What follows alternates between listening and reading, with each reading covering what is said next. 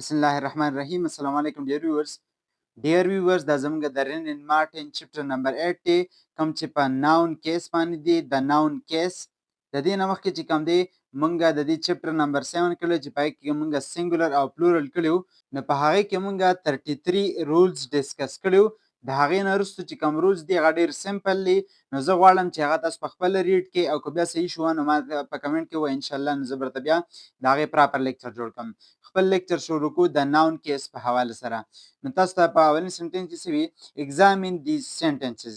دا لاندې کوم سنټنسز درکړي دا ایگزامین کې. جان threw a stone یو دا سنټنس شو، او بل سنټنس دی the horse kicked the boy. اوس تاسو څه وي؟ ان سنټنس 1 په اولنی سنټنس کې کوم چې دا یو دی په دې کې شل شوی دی. The noun John is the subject. په دې کې دا noun چې کوم دی John، دا جان دا زموږ سره از سبجیکټ استعمال شوی. څنګه استعمال شوی؟ از سبجیکټ. it is the answer to the question who threw the stone. دا موږ ته د څه جواب راکړي چې چا دا ګټه ویشتې ده. نو دا زموږ سره جان ویشتې ده. جان دا ګټه ویشتې ده. نو که څوک تپوس وکړي چې چا ګټه ویشتې ده نو موږ وایو چې جان ګټه ویشتې ده. نو دا موږ ته د دې سټون چې کوم دی د دې دا ویشتل دا موږ ته کوالیفای کیږي. موږ ته د هغې په باره کې ډیټیل راکړي. اوس په پله څه وي؟ the group of words threw a stone. دا چې کوم په ایټلی کې لیکلی دی and is the predicate. په دې سنټنس کې دا څه دی؟ predicate. یو سبجیکټ شو او بل predicate شو. نو څه وي؟ the predicate contains the verb threw. په دې predicate کې زموږ سره کوم verb موجود دی؟ کوم چې دی threw. the throw second form دی threw. نو په پله څه وي اوس؟ what did the John throw. جان څه شی ویشته و؟ نو a stone یو ګټه یې ویشته وه. stone is the object which John threw. دا هغه object دی دا stone کوم چې جان ویشته و. ټیک شو؟ the noun stone is the therefore called the object. نو دا کوم noun stone چې کوم دی دا stone لفظ stone word چې په دې سنټنس کې استعمال شوی دا زموږ سره څه دی؟ object دی. نو تاسو ته وي and the sentence 2 the noun horse is the subject. horse پکې subject دی. څرنګه هغه موږ سنټنس ویلو تاسو وینئ. سنټنس هو زموږ سره the horse kicked the boy. the horse kicked the boy. په دې سنټنس کې دوی وی چې دا هارس چې کوم دی دا زموږ سره څه دی؟ دا زموږ سره یو سبجیکټ دی. څه دی؟ سبجیکټ دی. it is answer to the question who kicked the boy. دا boy چا پلته والی نو دا هارس والی نو دا د هغې انسر دی. په بل څه وي؟ the noun boy is the object. دا boy زموږ سره object دی. دا د څه انسر دی؟ it is the answer to the question whom did the horse kick. horse چا لته ورکړی و؟ نو هغې د boy له ورکړی و، د هلک له ورکړی و. دا boy زموږ سره دی object دی.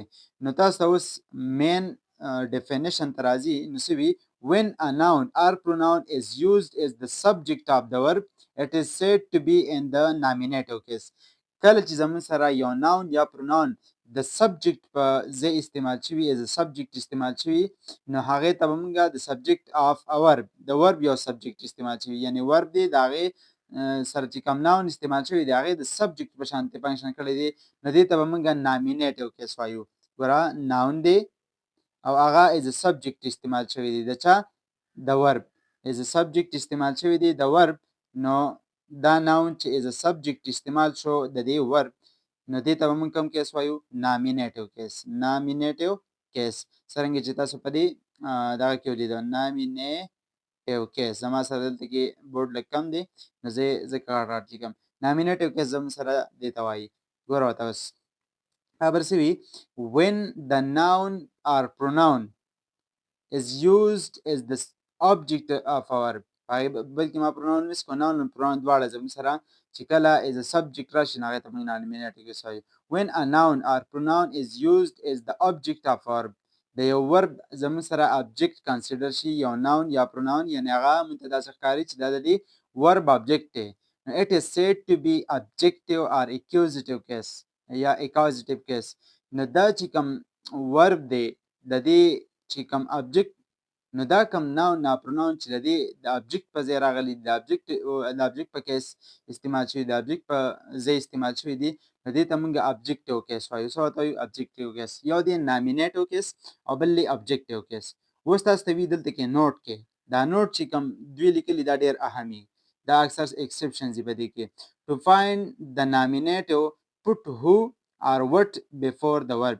که چېرته تاسو nominative معلوموئ چې nominative دی او که نه دا زموږ سره accusative یا objective کیس دی نو د هغې nominative دپاره به تاسو who او what د verb نه مخکې استعمالوئ. لکه مثال به تاسو ته اوس درکړي. To find the accusative case, put whom or what before the verb of its subject. ګوره دا accusative یا objective کیس چې معلومې نو whom یا what په مخکې کې ټیک شو. په دې کې who او what په دې کې whom او what دی. په دې بیا پوه کوم چې دا څنګه استعمالیږي. A noun which comes after a preposition is said to be the accusative case. کله بل یو یاد ساتئ چې د accusative case لپاره یو دا دی چې whom او what په تسې کې ټیک ده او بل دا چې کله زموږ سره یو preposition راغلی و when a noun which comes after the preposition noun دی د preposition نه وروسته راغلی دی نو هغې ته به موږ کوم کیس وایو accusative case یا objective case. As the book is on the desk نو د on چې کوم دی دا زموږ سره preposition دی د دې نه وروسته د desk راغلی دی د desk noun دی نو دا noun د څه نه وروسته راغلی after the preposition نو دې ته موږ کوم کیس وایو objective case ټیک شو. The noun desk is the accusative case governed by the preposition on. تاسو ته خبره وکړل شو ما چې په پښتو کې تاسو کوم وکړه. بیا څه وی read the following sentences. دا لاندې کوم sentences دي دا read کې. Harry broke the window. هری چې کوم دی وینډو ماته کړه نو دوی وی چې دا زموږ سره دا وینډو چې کوم دا کوم چې په ایټلیک کې ده دا زموږ سره object دی ټیک شو. ولې object دی دا د دې ورب زموږ سره دا ورب نه وروسته راغلی دی د object کار وکړي نو هری چې کوم دی که موږ ووایو که نه who broke the window نو دا هو که موږ استعمالو بیا موږ د هری خبره کوو نو هری به بیا زموږ سره نامینیټیو کیس کې راځي خو دلته د وینډو خبره کیږي څه شی مات کو هغه شی چې کوم دی هغه دی وینډو نو دا زموږ سره از object استعمال شوی ټیک شو. The window was broken. دا وینډو چې کوم و دا ماته شو نو د وینډو په دې کې دا وینډو ته وګورئ څه شی بریک ډاون شوی which who کوم چې تاسو دلته لیکلي who او what was broken نو دا what مونږ راواغستو دا مونږ پلیس کو what was broken نو د window was broken نو په دې کې د window چې کوم دی دا زموږ سره از subject استعمال شوی دی نو دا زموږ سره nominative case دی څه دی nominative case یا subjective case ورته هم تاسو ویلی شئ. It will be seen that nouns in English have the same form of the nominative and accusative. یو شانتې موږ ښکاري چې د دوی دا فارم موږ ته یو شانتې ښکاري nominative accusative په دې کې دومره فرق نشته خو generally بیا څه وي د nominative generally comes before nominative به زموږ سره مخکې راځي nominative به د یو وړ نه مخکې راځي before به راځي ټیک شو او accusative چې کوم دی یا زموږ سره objective case چې کوم دی دا به زموږ سره راځي دا به after راځي is after the verb یو د verb نه مخکې او بل د verb نه وروسته hence they are distinguished by the order of the words or these are by sense دا به زموږ سره order of the word د الفاظ د کوم ترتیب چې دی د verb نه مخکې نو nominative case د verb نه وروسته نو objective case یا د دې زموږ سره چې کوم سنس دی یا مطلب څنګه ورکړي په هغې باندې به دا موږ ته معلومیږي. اوس تاسو وي دا دوه سنټنسز دي دا کمپیر کړئ نو څه وي Rama gave a ball نو دا a ball دلته استعمال شوی دی بل څه دی Rama gave Hari a ball Rama Hari له یو بال ورکړو. اوس تاسو ته وي in each of these sentences the noun ball is the object of the give دا په دې دواړو سنټنس کې دا give verb دی او دا ball زموږ سره دی object دی. اوس چې دا object دی نو in the second sentence we are told that Hari was the person to whom Rama gave the ball. هری یو داسې کس و چې هغه له بال ورکړی نو په بله څه وي the noun Hari is called the indirect object. اوس object خو تاسو پېژندو چې کوم object زموږ سره په اخره کې راځي خو دا هری چې اوس دلته کې کوم استعمال شو که نه چې دی رما هری له بال ورکړو نو وي دا indirect object دا زموږ سره بل ټاپک شروع شو او the ball the ordinary object is the called direct object او کوم بال چې ورکړی شوی دی نو هغه زموږ سره direct object دی. It will be noticed that the position of the indirect object is immediately after the verb and before the direct object. It will be noticed that position of the indirect object position بسنګ is immediately after the verb دا به زموږ سره د ورب نه په رن پسې and before the direct object او د direct object نه به مخکې. ټیک شو. اوس دا کوم چې indirect object دی د indirect object لپاره موږ له مختلف قسمه examples راکړي شوي دي. نو دا ګورو. اوس ګوره نوټ د نوټ لاندې زموږ سره چې کوم examples دی په کې څه وي رما ګیو هری ابال. رما زموږ سره هری له یو بال ورکو. نو دا هری زموږ سره indirect object دی. رما ته څه شی ورکو هری ته نو هغه زموږ سره بال ورکو. دغسې زموږ سره رما ګیو ا بال ټو هری. رما هری ته یو بال ورکو. دغه یو سنټنس دی دوباره ریفریش کړی دی. دا موږ داسې هم ویلی شو او داسې هم ویلی شو.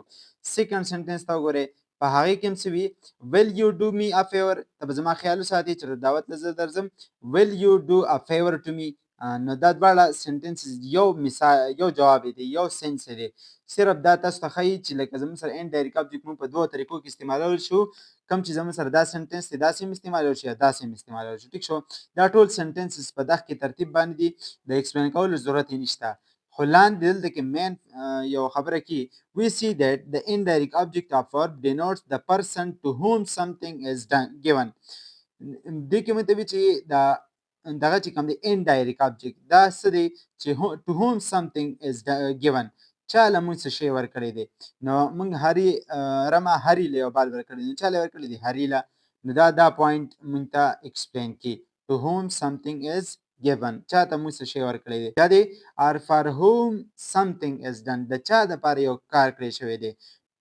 اوس we examine the sentence. دا لاندې سنټنس examine کې اوس په دې کې زموږ سره بل ټاپک شروع کیږي کوم ته چې مونږه possessive or genitive case وایو. یو مونږه nominative case وي بیا زموږ سره مونږ objective case یا accusative case وي. د هغې نه وروسته مونږ direct object او indirect object وپېژندو. اوس وي رما examine the sentence this is Rama's umbrella. دا د رما umbrella ده. نو په دې کې د apostrophe استعمال شوی ده. دا apostrophe دې ته وي او بیا ورسره اس استعمال شوی دی. نو ستاسو دا چې کوم دی زموږ سره د ملکیت لپاره راځي. نو څه وي رماز بال د رما بال یا د رماز امبریلا رماز امبریلا یا د امبریلا belong to رما. دا مطلب دا امبریلا چې کوم ده دا چاته رماز امبریلا نه د امبریلا د رما ده. ټیک شو. the form of the noun رما is changed to رماز to show ownership or position. نو په دې کې د apostrophe دا وخت چې تاسو ما وی لګېدل بیا اس لګېدل. نو دا د څه لپاره لګېدل دی دا زموږ سره د پوزیشن شو کولو دپاره د اونرشپ شو کولو دپاره یعنې ملکیت موږ ته ښیي. The noun Ramas is therefore said to be the possessive or genitive case. دې ته موږ possessive or genitive case وایو. دا دویم نوم یاد ساتئ. The second name of possessive case is genitive case. ٹھیک ہے. The possessive answer to the question whose. دا possessive موږ ته answer وکړي د څه چې د چا. whose umbrella د چا umbrella نو رماز د رما umbrella. ټیک شو. دا یو چې کوم دی whose umbrella نو د رما umbrella. ټیک شو. دې زموږ سره دې پسې پاپله possessive case does not always denote position. دا possessive case زموږ سره always زموږ سره position موږ ته نه شو کې. it is used to denote authorship. ټیک شو. origin kind etc. دا ټول موږ ته ښایي. لکه دلته وګورئ Shakespeare's plays. د شکسپیر plays دا زموږ سره possessive case دی. دا Shakespeare's دا زموږ سره possessive case دی. the plays written by the Shakespeare دا زموږ سره authorship موږ ته ښایي. a mother's love the more مینه نو mothers دا موږ ته څه ښایي the love felt by the mother مور چې کومه مینه فیل کیږي نو دا زموږ سره څه ښایي kindness. صحیح ده. kind کوم خوبي چې دا ښایي. the president's speech د بادشاه speech the speech delivered by the president نو دا زموږ سره موږ ته position ښایي چې president speech ورکړی یعنې چا speech ورکړی president ورکړی. بیا وي Mr. Agarwal's house the Agarwal house the house where Mr. Agarwal live نو دا هم زموږ سره ownership ښایي. صحیح ده. Ashok's schools دا اشوک چې کوم سکول دی نو the school where Ashok goes اشوک چې کوم سکول ته ځي نو دا هم زموږ سره original ښایي مطلب چې په کوم ځای کې د ځي هغې ته. the child's background playground a playground for children نو دا هم زموږ سره یو ځای ښایي place ښایي. نو دا هم زموږ سره ownership کې هم راځي original کې هم راځي. a week's holiday, a holiday which lasts a week. ټیک شو.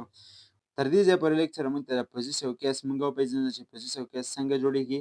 د دې نه پس فارمیشن اف پوزیسیو کیس، داسې یوز اف پوزیسیو کیس، دا به انشاءالله په نیکسټ لیکچر کې وایو. سو تhank you so much for watching this video.